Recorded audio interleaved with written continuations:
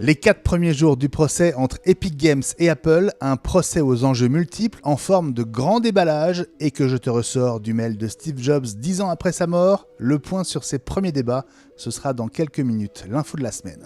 Les écrans mini LED des prochains MacBook Pro à processeur Apple sortent enfin de l'usine avec quasiment zéro défaut, 95% sont nickel. Bonne nouvelle pour le planning de sortie d'Apple, on en parlera dans Pommes. Parmi les rumeurs de la semaine, celle d'un iPhone pliable ressurgisse et ce serait pour 2023. Et puis le tuto audio, plus besoin de baver sur l'économiseur d'écran des nouveaux iMac. Je vais vous expliquer comment l'installer sur le vôtre.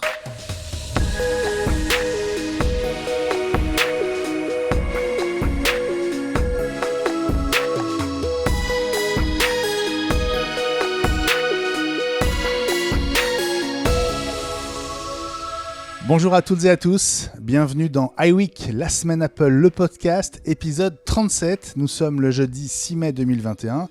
Je m'appelle Benjamin Vincent et je suis très heureux de vous retrouver et d'accueillir, non pas mais mon complice du jour, François Le Truedic. Salut François. Salut Benji, et oui, il ne reste qu'un. Le moins bavard du lot en plus, mais bon, je vais essayer de rattraper et de faire mon Jean-Christophe et mon Élie d'un coup, donc je vais beaucoup parler aujourd'hui. Voilà, on va se lâcher. C'est une semaine très particulière pour nous. Bon, d'abord, c'est une semaine de vaccination. Vaccination d'Élie hier, la mienne tout à l'heure. Toi, François, t'es pas encore sur la liste. Ça veut dire que si vraiment on est out tous les deux, tu peux éventuellement finir seul. Je vais finir l'émission seul, donc il va falloir renommer l'émission, il va falloir que je trouve un nouveau nom, mais c'est pas grave. Mais faites attention, parce que qui part à la chasse... ouais, c'est One ça. Week. Ah, je m'en doute. Enfin bon, je dis ça, mais toi, tu as une semaine chargée aussi de ton côté, c'est une semaine de formation, et j'ai vu que tu finissais tes journées sur les genoux. Ah ouais, c'est ça, c'est des formations avec des adultes, formation photo, donc hier et avant-hier, j'avais 8 stagiaires, je continue demain, donc c'est bien dense, mais très intéressant, mais les adultes, c'est un public différent des étudiants, qui sont beaucoup plus demandeurs, donc 7 heures avec des adultes, c'est pas l'équivalent de 7 heures avec des étudiants, je trouve, mais c'est très très intéressant et enrichissant. Oui, parce qu'on va rappeler, hein, tu es prof, tu es en Bretagne. C'est ça, je suis à Vannes. À Vannes et du coup voilà, je profite de mes vacances pour refaire des formations avec des adultes pour changer un peu de public, c'est intéressant et puis on mêle l'utile à l'agréable, je trouve. Bon, en tout cas, c'est super cool que tu sois là. On est les derniers des Mohicans et on tient à être au rendez-vous du jeudi avant 20h. C'est le rendez-vous que vous donne iWeek, la semaine Apple, le podcast. Alors, c'est aussi une semaine particulière parce que, bon, on peut pas tout vous dire, on peut même rien vous dire encore, mais on prépare quelque chose. Bon, on peut pas vous en parler aujourd'hui, mais ce quelque chose sera peut-être lancé avant même l'épisode de la semaine prochaine. Et donc, un petit conseil, restez à l'écoute. Alors, je vous rappelle les canaux sur les réseaux sociaux, Twitter @iWeekNews, Instagram @iWeek.news et puis facebook.com/iWeekNews. C'est un nouveau projet by iWeek, on peut dire ça, François? Ouais, on peut le dire. Alors moi j'ai tendance à souvent vendre la mèche, donc je préfère ne rien dire, comme ça je suis sûr de ne pas faire de bêtises. Bon, en tout cas, t'es d'accord, c'est super excitant? Ah oui, ça promet de bons moments, Voilà. de très bons moments. De très bons moments, et on espère que vous serez au rendez-vous. Alors la semaine dernière, on vous annonçait notre partenariat avec iCreate, le mensuel de référence dans l'univers Apple. Je vous y retrouve désormais tous les mois avec mon humeur sur une page. Et on vous a proposé la semaine dernière de gagner un abonnement d'1 an à iCreate en tweetant un message type que vous pouviez améliorer. Eh bien, à ce petit jeu, on a un vainqueur. C'est Le Barban sur Twitter. Bravo à toi. Tu viens de gagner 1 an d'iCreate en numérique. Alors, je vais vous lire son tweet qui est très sympa. J'ouvre les guillemets. Je lis iCreate, entre parenthèses, depuis bien des années déjà. J'écoute iWeek LSA depuis peu, mais c'est une belle découverte et j'adore ce concours. Voilà, je crois qu'il y a tout, ajoute-t-il. Il ne me reste plus qu'à commander de la chance. Et ben voilà, la chance, elle est au rendez-vous. Cher Barban, je trouve pas que ce soit si barbant que ça, moi. Et vous qui n'avez pas gagné, hein? C'était la blague que j'allais faire. Ah merci François, C'était la blague que j'allais faire. Je te l'ai piqué. Bon, vous qui n'avez pas gagné, Restez à l'écoute d'iWeek, la semaine Apple, le podcast. Régulièrement, on vous fera gagner des exemplaires d'iCreate en PDF et de temps en temps, cet abonnement d'1 an. Alors vendredi dernier, nous étions le 30 avril, la date magique. Vous le savez, l'ouverture des commandes pour les nouveautés annoncées lors de l'Apple Event Spring Loaded du 10 avril dernier qu'on avait suivi ensemble en direct. Et on vous a posé cette question via Twitter. Il y aura quoi dans votre premier panier ? Alors vous êtes 63 à avoir répondu. Merci beaucoup. Sans surprise, le nouvel Apple TV 4K arrive premier avec 43% de vos votes. Deuxième, l'iMac M1 24 pouces avec 32% des voix. Les nouveaux iPad Pro M1 se contentent d'un quart des suffrages, quasiment à égalité. 13% pour le 11 pouces, 12% pour le 12 pouces 9. Merci encore. Alors, il est temps, mon cher François, toi et moi, qu'on aborde le programme du jour. C'est un numéro particulier. Il sera sans doute plus court que les autres, mais c'est pas grave, on est là. Dans quelques instants, l'info de la semaine, c'est évidemment le procès Epic Games contre Apple qui a commencé lundi, François. C'est un procès super intéressant et même, je veux dire, au-delà de la guerre entre Epic Games et Apple. Ouais, c'est particulier. Alors voilà, sans rentrer dans les détails, on va les évoquer tout à l'heure. Moi, je trouve ça assez... Il y a de la mauvaise foi de part et d'autre, je trouve. Que ce soit de la part d'Apple, j'ose le dire, hein, tant pis, j'espère que je ne serai pas puni. Il y a des choses qui sont dites par Apple qui sont pas très logiques. Il y a des arguments qui sont donnés par Epic qui sont très légitimes, je trouve. Mais à contrario, faire parler les morts, je trouve ça un peu naze aussi de la part d'Epic. Et ça fait vraiment un peu guéguerre de cours d'école, quoi. Ouais. C'est un peu l'image que je me faisais des procès aux États-Unis, et je trouve que là-dedans, on a affaire à des gens qui, de part et d'autre, sont sur leur position, et ça va être compliqué de réussir à les faire évoluer, que ce soit Epic ou que ce soit Apple. Bon, les morts, c'est évidemment Steve Jobs, et cette mauvaise foi, elle est sans doute liée au fait que les enjeux sont assez énormes. Hein. On en parlera dans quelques instants. Alors, vous retrouverez Pommes, le JT de la semaine, et le journal des rumeurs aussi, avec peut-être de nouveaux AirPods d'ici la fin de ce mois, François. Et on n'aurait pas parié là-dessus il y a encore quelques jours. Non, moi je suis comme Saint Thomas, je ne crois que ce que je vois. Je croyais pas aux iMac, ils sont sortis. Je croyais pas aux AirTags, ils sont sortis. Donc je veux dire que je crois pas aux AirPods, comme ça ils sortiront. Voilà, c'est la meilleure manière de les booster vers nous. Les mises à jour de la semaine, vous pensiez en tout cas être tranquille après être passé sous iOS 14.5. Erreur. Idem sur Mac, si vous aviez déjà craqué pour macOS 11.3, on va tout vous dire dans quelques instants. Pas de maison connectée aujourd'hui, François. On se donnera sans doute rendez-vous la semaine prochaine. Hein ? Je me rattraperai la semaine prochaine. Là, j'ai attaqué un super test et j'aurai l'occasion de vous en parler la semaine prochaine. Ah, génial. On peut savoir ce que c'est en avant-première ? C'est mon fameux purificateur d'air que j'ai reçu la semaine dernière. Le SmartMe P1. Et ben voilà, rendez-vous la semaine prochaine pour ce test. On va se contenter d'un petit sandwich, François, aujourd'hui, parce que on va se passer aussi du dîner d'Eli, qui lui dîne tout seul au fond de son lit. Mais on pense bien à toi, mon Eli. Remets-toi vite et reviens-nous très très vite. Promis, si on n'était pas loin, on t'aurait amené des chouquettes ce matin, mais ça va être compliqué. On est trop loin. Ouais, parce que Eli est dans les Alpes-Maritimes, hein, comme vous le savez.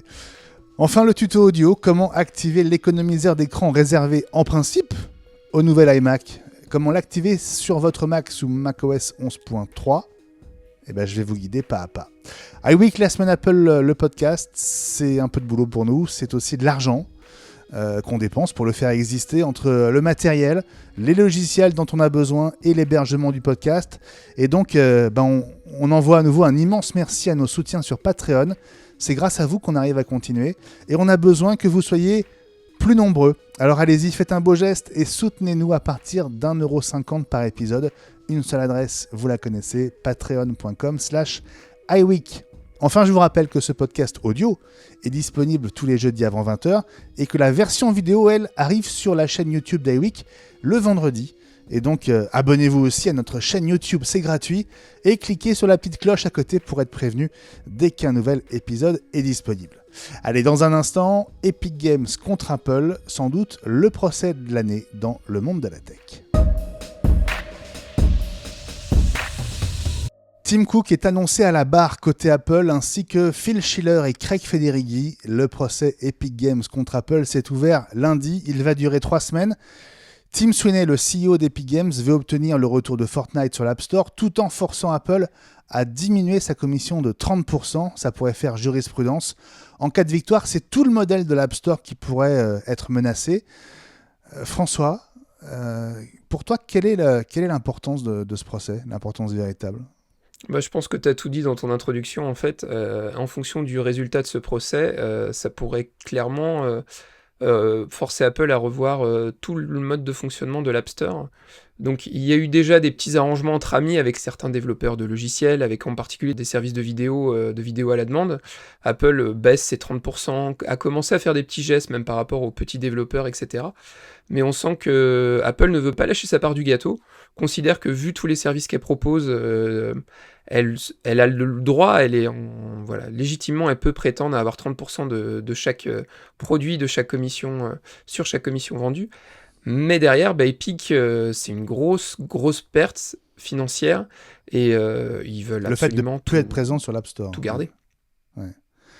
Alors en même temps, Aussi, ouais. c'est passionnant. Hein, les PowerPoint qui ont été montrés pendant les 4 premiers jours du procès, là, ces PowerPoint sont sur le web, donc je vous invite à les regarder. Il y a plein de chiffres qu'on connaissait pas vraiment, hein, et on voit notamment, alors ça c'est évidemment c'est des documents qu'Apple a fournis. On voit que l'App Store, en tout cas les revenus de l'App Store pour Epic Games représentent moins de 10% de ce que l'éditeur gagne avec Fortnite. Donc c'est presque epsilon, hein. C'est assez étonnant. Le début du procès a donné lieu à deux mises en perspective par chacune des parties prenantes. C'est Epic Games qui a eu la parole en premier, c'était lundi. Et l'objectif d'Epic Games, ça a été de décrire l'App Store comme un écosystème complètement monopolistique où la compétition n'existe pas et qui n'offre pas, alors contrairement à ce que tu viens de dire François, qui n'offre pas à ses utilisateurs les bénéfices qu'Apple leur promet. La sécurité, etc.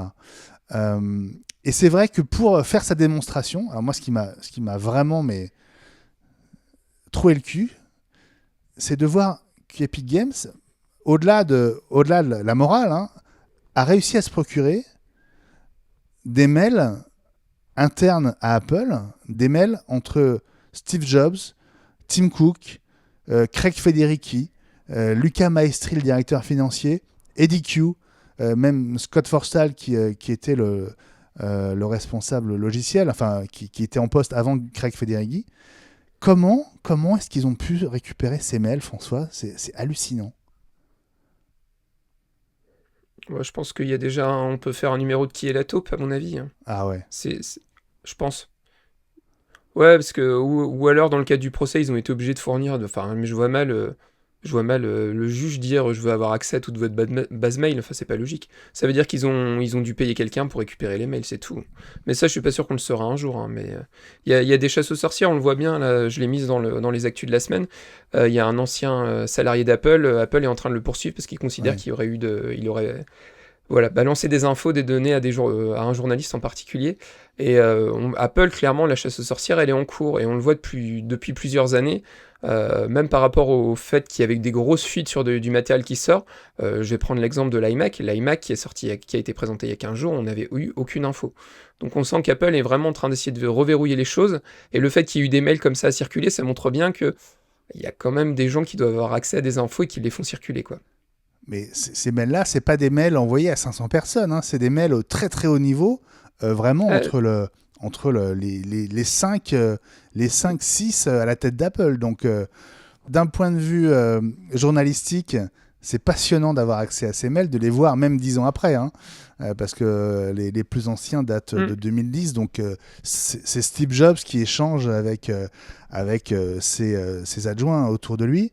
Mais il y a des mails beaucoup plus récents, il y en a de l'année dernière, il y en a de 2020 dans le lot. Donc voilà, là j'avoue que je suis resté pantois en découvrant ces mails dans le dossier d'Epic Games. Et puis on apprend des trucs intéressants, c'est-à-dire que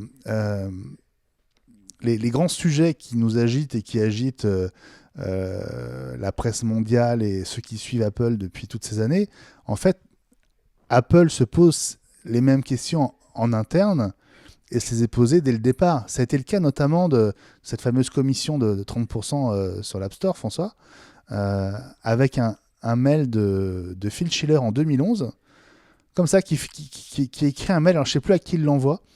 Est-ce que c'est Tim Cook ou Steve Jobs, je ne sais plus. Non, c'est pas Jobs, je crois pas. Mais en tout cas, il se pose la question. Ouais. Tu te souviens? Non, je pense que ça devait être Tim Cook. Ouais. J'ai lu l'info, mais je l'ai oublié. Mais à mon avis, ça doit être Tim Cook 2011. Steve Jobs était quand même sur la fin. Donc, ouais. Bon, en tout cas, il se pose la question de la commission de 30%.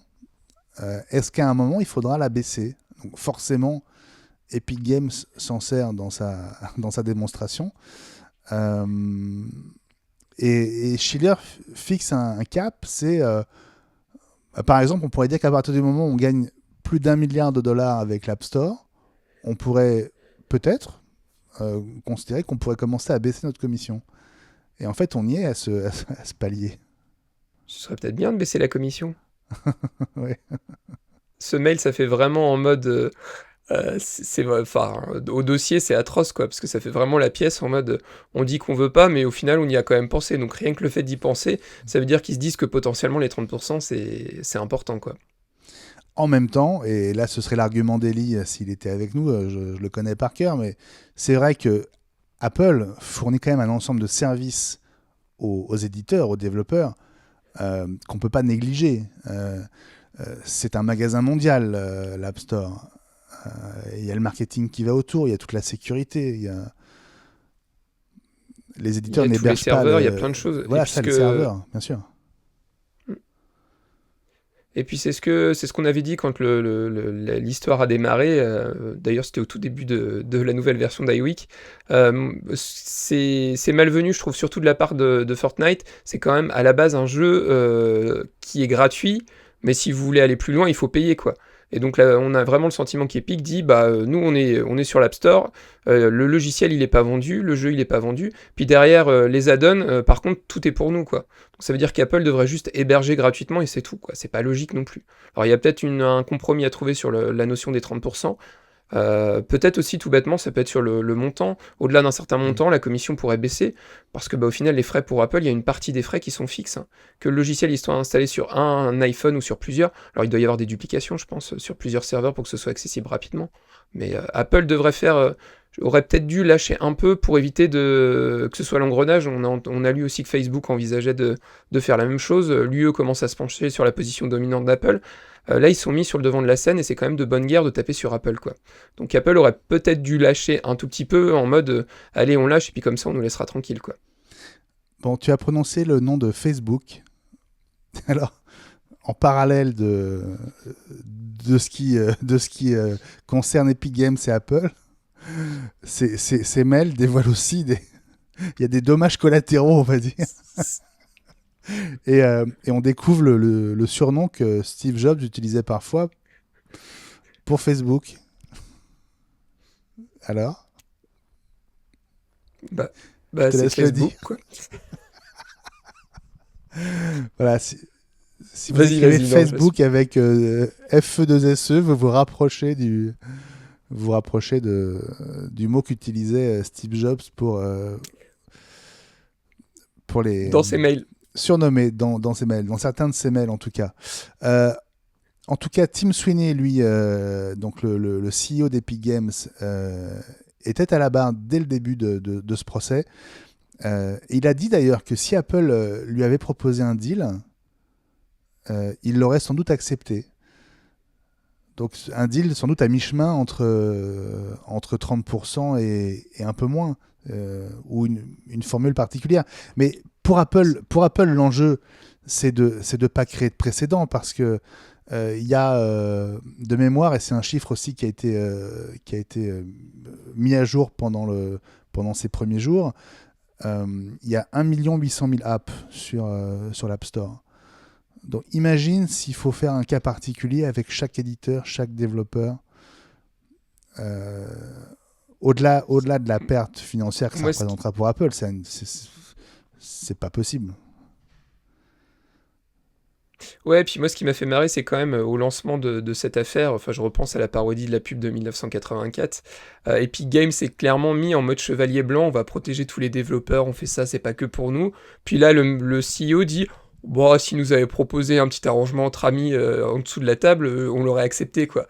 Donc je trouve que même par rapport à la politique globale d'Epic, je trouve que ça montre bien que bah, eux, ce qui les intéresse, c'est pas le bien du petit développeur du coin qui a développé son appli et qui a besoin d'argent, c'est vraiment de se faire du fric, quoi. Ils sont là Ouais. pour se faire du fric, malgré tout. En tout cas, c'est aussi une bataille d'ego entre Tim Sweeney et Tim Cook. Et, voilà, je ne le mets pas tout à fait dans la même catégorie l'un et l'autre. Je dirais plutôt Apple, moi. Parce que je suis pas sûr que Tim Cook ait un ego. Ça aurait été l'époque de Steve Jobs, Non. oui, sans doute, mais Tim Cook, je suis pas convaincu que ce soit pour lui. Je pense que c'est vraiment pour l'entreprise. Bien sûr. Non, mais quand je parle d'ego, je pensais surtout à Tim Sweeney. En tout cas, Tim Cook va lui aussi comparaître pendant les 3 semaines de ce procès. On n'a pas encore la date, mais on va évidemment suivre ça de très près et on vous en reparlera. On fera en tout cas un point hebdo dans les prochains numéros d'iWeek, la semaine Apple, le podcast, à propos de ce procès donc, autour de Fortnite sur l'App Store. François, on va continuer avec les news de la semaine, tu veux bien ? Bah, bien évidemment, il y en a pas mal cette semaine. Absolument.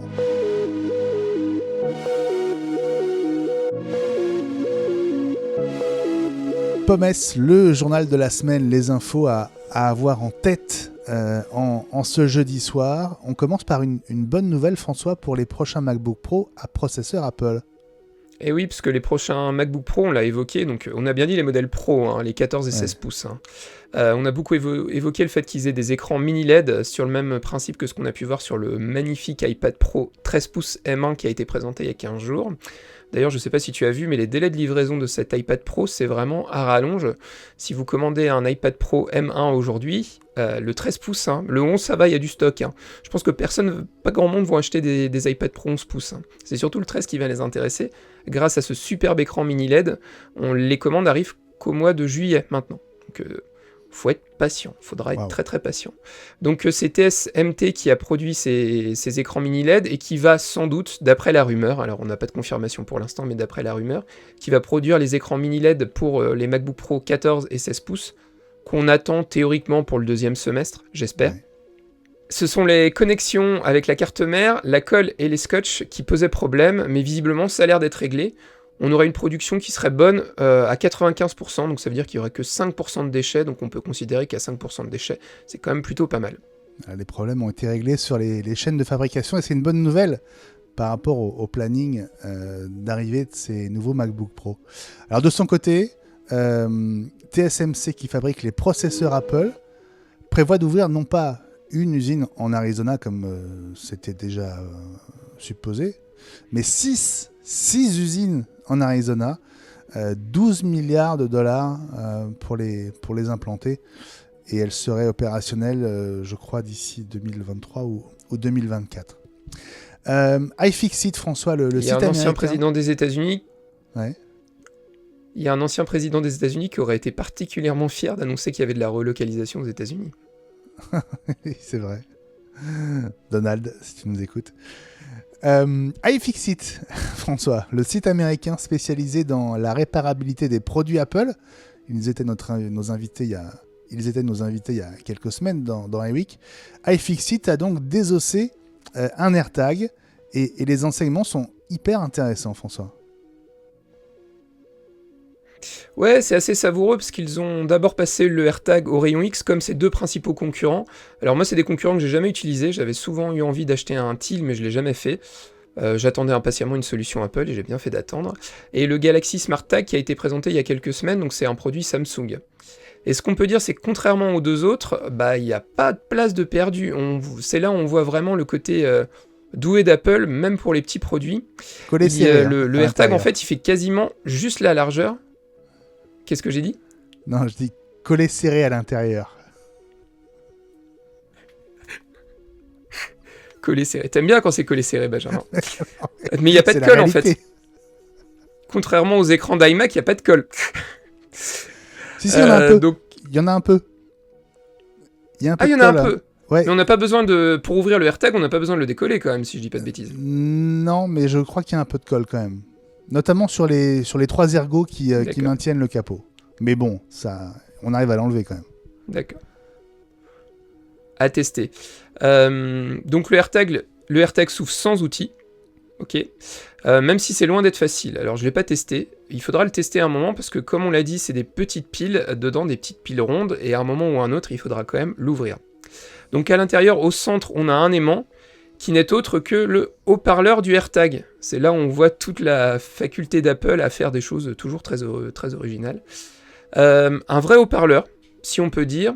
Il est relativement lourd, sans doute parce que même dans un AirTag, Apple n'a pas voulu mégoter sur la qualité du son. Je ne l'ai pas testé encore, le fait de perdre ce AirTag, il faut que je le fasse, mais je ne l'ai pas encore testé. J'ai envie de le tester sur un parking, de laisser ma bagnole sur un parking dans une grande surface, et de voir ce que ça peut donner. J'ai vu pas mal de gens sur les réseaux sociaux qui l'ont fait juste pour s'amuser. Et à l'intérieur, on trouve aussi un accéléromètre 3 axes. Ouais. Alors François, l'une des conclusions d'iFixit, c'est que cet AirTag, c'est pas du tout une V1. Et c'est sans doute ce qui explique qu'il ait mis autant de temps en sortir, depuis les premières rumeurs qui remontent à au moins 2 ans. Enfin, l'une des caractéristiques différenciantes avec ses concurrents, c'est, on l'a tous remarqué, c'est l'absence de trou pour l'attacher à un porte-clés sans accessoires. On sait qu'Apple aime bien gagner de l'argent sur les accessoires. Donc ne pas faire de trous, ça nous oblige à acheter des porte-clés, des lanières, etc. Si vous êtes bricolo... Vendu à bas prix sur l'App Store. Voilà. Alors si vous êtes bricolo, si vous êtes un petit peu joueur aussi, et uniquement après avoir retiré la batterie pour éviter de la percer, iFixit vous montre 3 emplacements. Alors c'est précis, parce que déjà le AirTag c'est pas gros, alors les 3 petits emplacements c'est vraiment précis, mais 3 emplacements où vous pouvez percer votre AirTag avec un forêt très fin, et comme ça vous aurez un petit trou dans lequel vous pourriez passer votre porte-clés par exemple. C'est faisable. Bon, au pire vous perdez un AirTag, c'est pas la fin du monde. C'est faisable. Surtout enlevez la pile d'abord. Ne percez pas une pile avec une perceuse. C'est à toi. Et puis, on a aussi vu dans l'actualité, il y a un ex-employé d'Apple, donc j'en ai parlé tout à l'heure, qui est poursuivi pour vol d'informations. Et oui, François, tu le disais tout à l'heure, il s'appelle Simon Lancaster. Alors, pendant 10 ans, il a travaillé chez Apple sur le design, produits et matériaux, jusqu'à sa démission, c'était le 1er novembre 2019.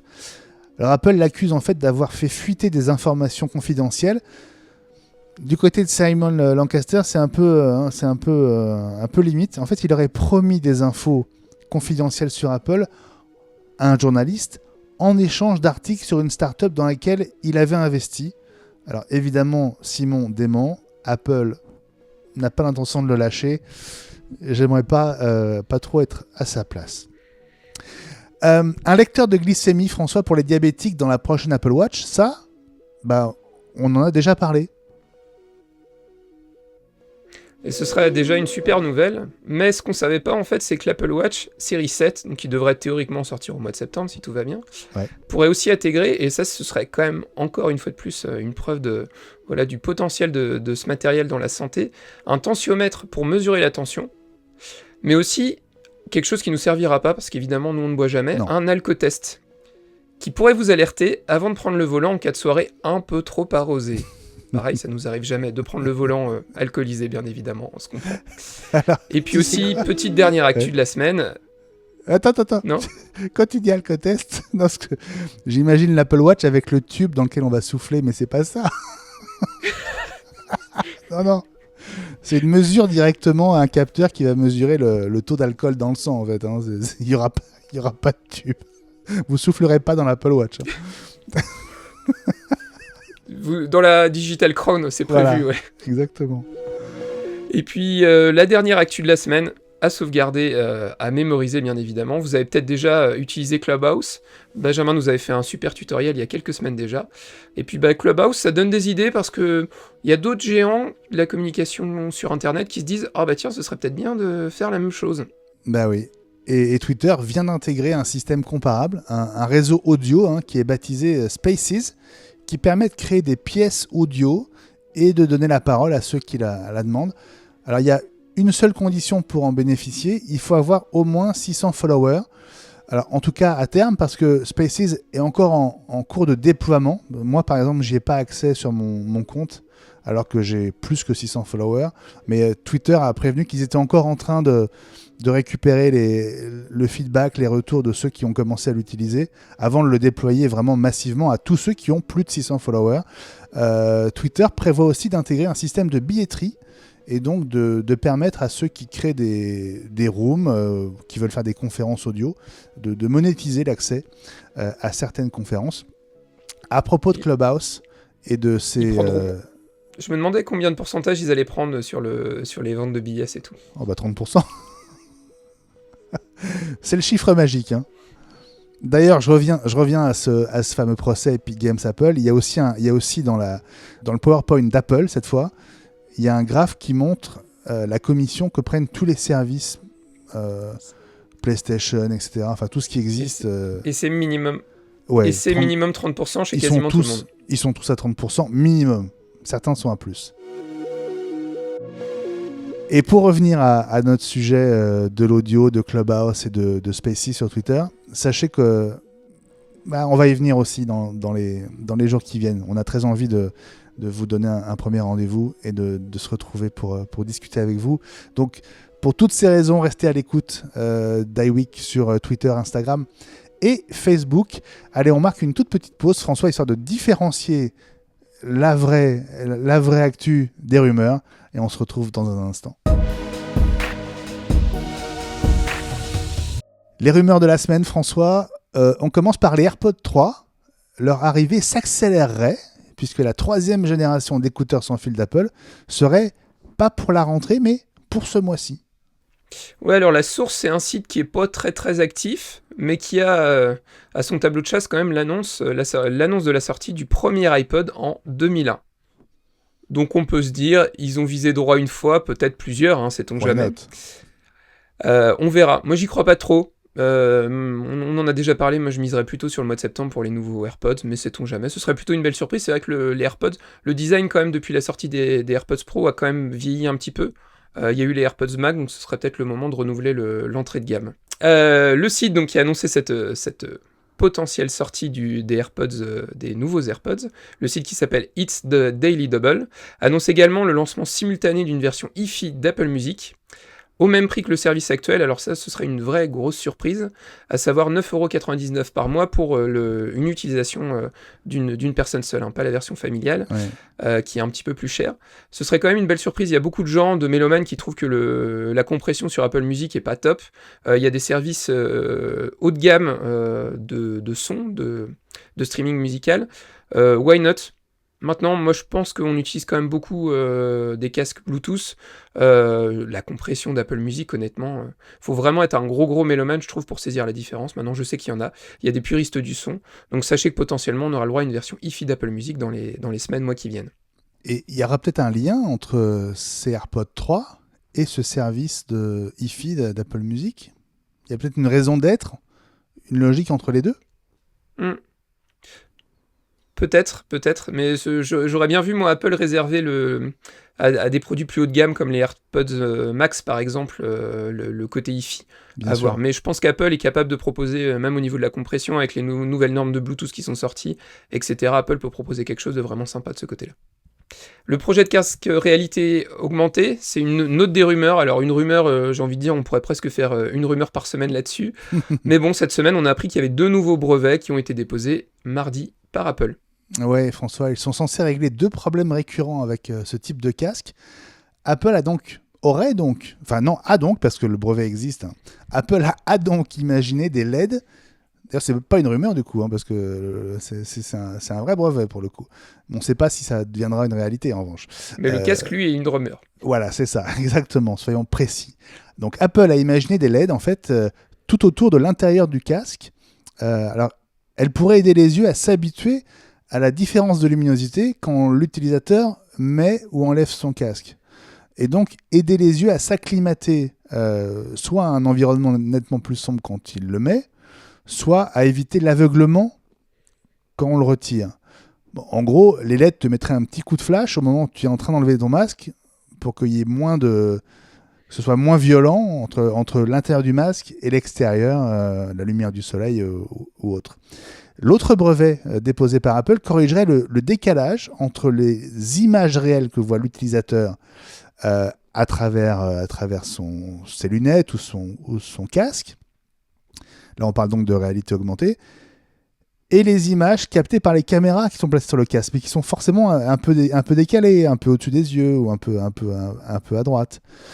L'objectif est donc d'ajuster le rendu des objets virtuels qui sont superposés aux images réelles pour que l'ensemble ait l'air totalement réaliste, totalement superposé. Voilà.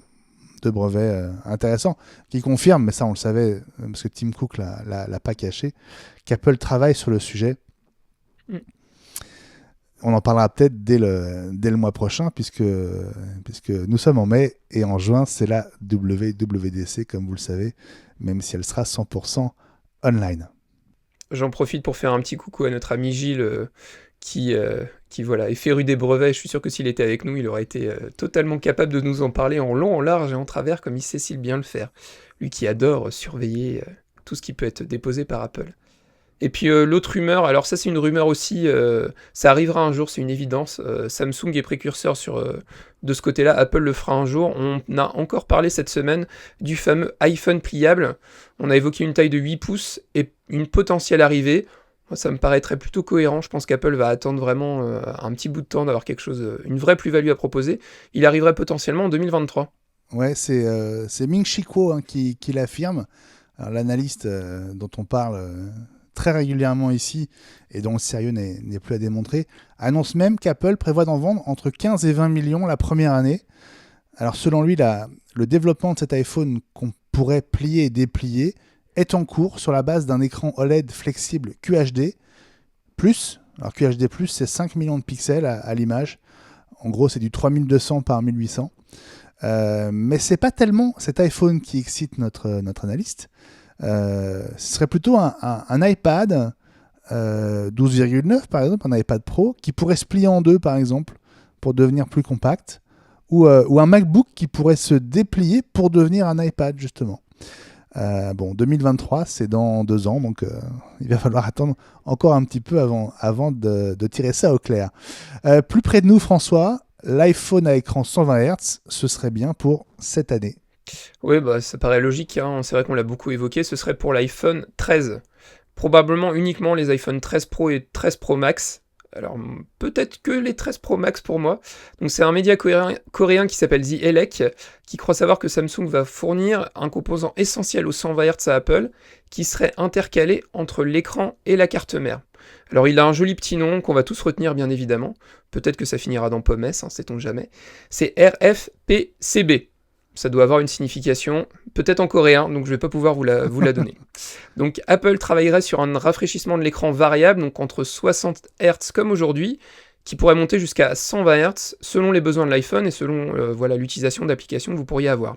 L'objectif évidemment c'est de préserver l'autonomie, parce qu'on sait très bien que le 120 Hz ça consomme beaucoup plus d'énergie que le 60 Hz, et on s'imagine qu'Apple là-dessus va nous sortir quelque chose de plutôt bien, parce que c'est vrai que sur la maîtrise de l'autonomie, Apple a quand même fait de gros progrès. Les batteries des iPhones, c'est ce qu'on dit très régulièrement, ça tient quand même beaucoup plus longtemps. On a aussi vu dans l'actu, on en parle, on en reparle, on en reparle. Il y a 7 références inconnues d'iPad qui ont été déposées par Apple auprès des instances européennes, en amont de leur commercialisation. Alors 7 nouvelles références. Hein. Ouais. Alors toutes ne concernent visiblement pas les 2 nouveaux iPad Pro qui arriveront le 21 mai, pour ceux qui les ont commandés à la première seconde, hein, parce que pour les autres c'est déjà juillet comme tu le disais. Peut-être qu'Apple s'est laissé surprendre par un retard de dernière minute à propos de l'iPad mini 6 et de l'iPad 9, on peut les appeler comme ça, parce qu'apparemment, pendant un moment, ils étaient prévus pour arriver en même temps que les iPad Pro qui ont donc été annoncés il y a presque un mois maintenant déjà. Ça passe vite, hein, le temps passe vite. Bon, et puis une série avec le Prince Harry, bientôt sur Apple TV+. Oui, une série avec le mari de Meghan Markle et le frère du futur roi d'Angleterre. Alors elle n'a pas encore de nom officiellement, mais on parle d'une arrivée à la fin du mois, ce mois de mai là. Et au générique, on trouve aussi Oprah Winfrey, la superstar de la télé américaine. Ce qui est encore plus surprenant, c'est que le sujet de cette série porterait sur la santé mentale. Bon, on n'en sait pas plus. Les mises à jour de la semaine, François. On pensait avoir fait le plein de téléchargements la semaine dernière, et en fait, non. Des petites mises à jour importantes à faire en plus. Oui, souvent ce qui se passe, c'est quand on a le droit à des belles mises à jour majeures, hein, on l'a dit, par exemple la mise à jour iOS 14.5, c'est une grosse mise à jour. Il y a des petits correctifs qui arrivent derrière, parce que même s'il y a eu 1, 2, 3, 4, 10 versions bêta, il reste toujours des petits trucs à traiter. Donc on a eu des mises à jour pour iOS, iPadOS, WatchOS, mais aussi pour macOS, et on a une version macOS 11.3.1. Les mises à jour sont importantes parce qu'il y a eu des corrections d'une faille WebKit, donc vous avez intérêt à les faire très rapidement. C'est essentiellement des petits correctifs, mais à faire rapidement parce qu'il y a une mise à jour de sécurité. Et généralement, ça c'est important à faire si vous voulez éviter d'avoir des petits soucis sur votre Mac, des petits soucis de sécurité. Mais en gros, il y a une faille qui permet à ceux qui savent en tirer profit en gros de prendre le contrôle de votre ordi à distance, quoi, pour faire simple. Ou de votre iPhone. Donc faites-les. Voilà. Et il y a même une mise à jour de Safari pour ceux qui sont encore sous Catalina et Mojave. Une mise à jour 14. 14.1, si je dis pas de bêtises. Je peux revérifier si tu... Ouais, c'est ça. Je crois que ça doit être un truc comme ça. C'est ça. Donc faites les mises à jour, elles sont particulièrement importantes pour votre sécurité cette semaine. Allez, dans un instant, on se retrouve avec ce que le monde entier nous envie, le tuto audio. À tout de suite. Comment activer l'économiseur d'écran Hello sur n'importe quel Mac? On vous en a parlé la semaine dernière. Cet économiseur d'écran qui est caché en fait dans la grosse mise à jour de macOS Big Sur que vous avez peut-être installé la semaine dernière, François. Oui, moi je l'ai installé sur mon Mac de test, hein. Mon portable du travail, il est toujours dans une vieille version parce que j'ai pas envie de passer sur Big Sur tout de suite. Mais je vais y passer bientôt. Et puis j'ai surtout hâte de pouvoir avoir un iMac pour l'avoir aussi sur le bel iMac tout neuf. Que tu as commandé. J'ai pas commandé le mien encore, ça va arriver, mais j'en ai commandé un que je vais avoir l'honneur et l'avantage d'installer pour mon beau-frère, pour dire les choses très clairement. Et donc du coup, normalement, première quinzaine de juin, je devrais le recevoir. Il y a un peu de délai, hélas, parce que c'est un modèle, j'ai rajouté de la RAM, il est passé à 16 Go de RAM, et tout ce qui est ce qu'ils appellent le CTO chez Apple construit en gros les modèles non standards avec des options, ça met toujours un peu plus de temps à arriver. Donc théoriquement, je pourrais vous parler de l'iMac aux environs du 2-3 juin, si tout va bien. Génial. Alors, dans cette mise à jour 11.3 de macOS Big Sur, il y a un économiseur d'écran qui, a priori, est réservé à ce nouvel iMac. Nos amis de 9to5 Mac ont trouvé un moyen, d'abord ils l'ont repéré, et ils ont trouvé un moyen de l'activer sur n'importe quel Mac sous macOS 11.3. Voilà, je vous explique comment faire tout de suite. Alors, d'abord, ouvrez une fenêtre du Finder et cliquez dans la colonne de gauche sur l'icône de votre disque dur de démarrage. Ce sera Macintosh HD pour la plupart d'entre vous. Ensuite, allez dans Système, puis dans Bibliothèque, puis dans Screensavers. Là, vous devez voir un fichier baptisé hello.screen. Cliquez dessus, allez dans le menu Édition, en haut à gauche de votre Mac, choisissez Copier, cliquez n'importe où sur le bureau de votre Mac et toujours dans ce même menu Édition, choisissez Coller. Voilà, vous venez de copier l'économiseur d'écran sur votre bureau. Cliquez alors sur le nom du fichier pour le renommer, par exemple hellocopy.saver.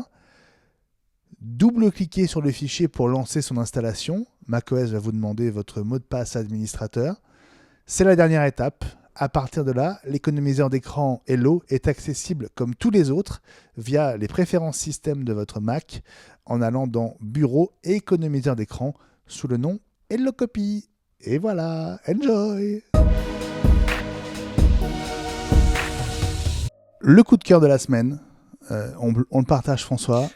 ça concerne les AirTags. Ouais, ça concerne les AirTags et puis plus généralement la facilité avec laquelle on a des produits à rajouter. Moi, ça commence à dater parce que c'est avec les premiers AirPods qu'on avait vu ça aussi.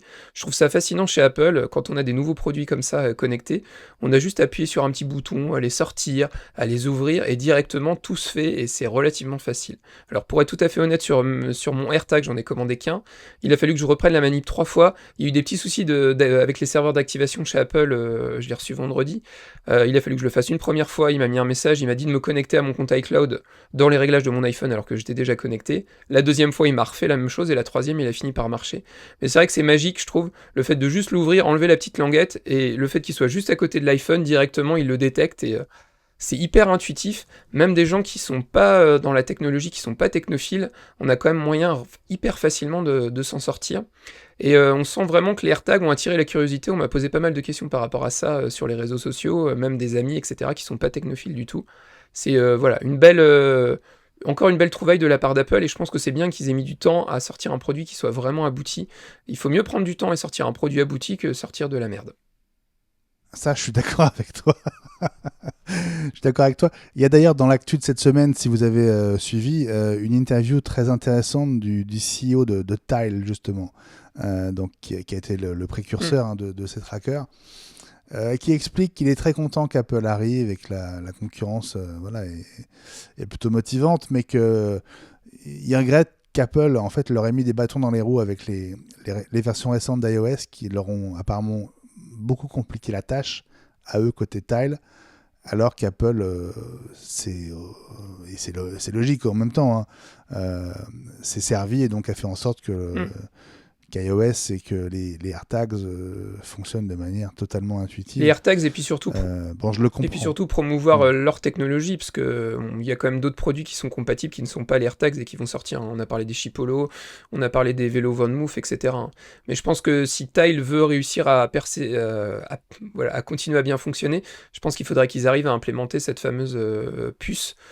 J'imagine que ça doit être une puce pour être compatible avec l'application localisée sur iPhone. Je pense que pour eux, ce sera un moyen de s'en sortir.